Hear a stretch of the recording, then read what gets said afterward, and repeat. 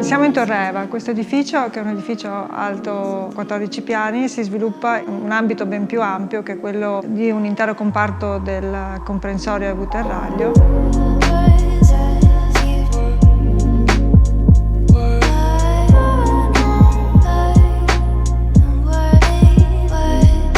Il tema progettuale ci ha posto il problema del rapporto volumetrico in funzione dell'altezza e ci ha fatto arrivare a pensare di frammentare il volume edilizio in una forma che in pianta è abbastanza particolare, proprio perché i tagli che abbiamo imposto al volume fanno sì che esso venga letto come un insieme di volumi che concorrono alla realizzazione dell'edificio. Per aumentare la percezione appunto anche di questa snellezza abbiamo fatto un sistema di coperture a punte, quindi non piano ma inclinato, a quote variabili, in modo tale che appunto si riuscisse a raggiungere anche altezze superiori a quelle previste dal regolamento.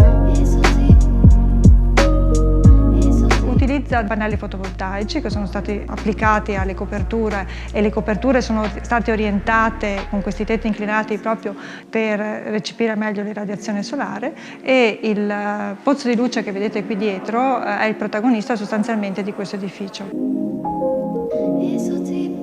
Abbiamo voluto portare all'interno dell'atrio principale la luce naturale che penetra per ben 10 piani e quindi da un grande lucernario arriva fino al piano terra attraversando tutti i livelli dell'edificio che si sviluppano attorno a questo cuore.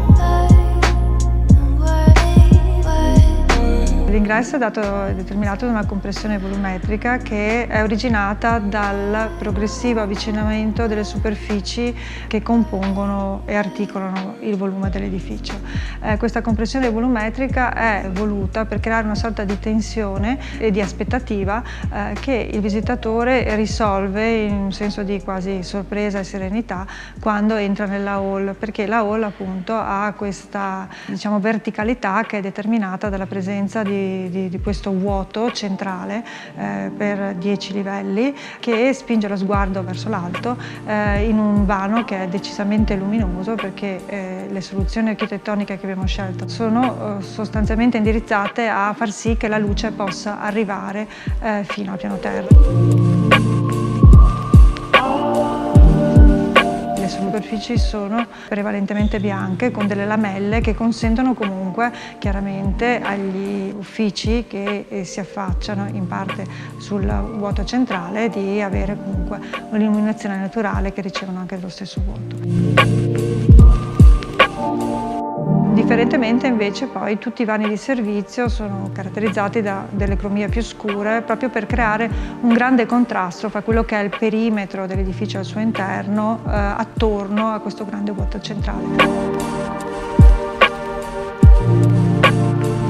La doppia pelle che abbiamo utilizzato è un sistema tecnologico che si utilizza per gli involucri edilizi vetrati ed è costituito da una camera d'aria inclusa fra il vetro perimetrale che confina l'edificio, gli spazi interni con gli spazi esterni, e un secondo schermo che si pone a circa 70-80 cm di distanza dal primo. In mezzo a questa camera ci sono delle tende, degli schermi solari che vengono utilizzati a seconda dell'incidenza del sole. All'interno di questa camera, grazie anche a questi schermi solari, il moto convettivo dell'aria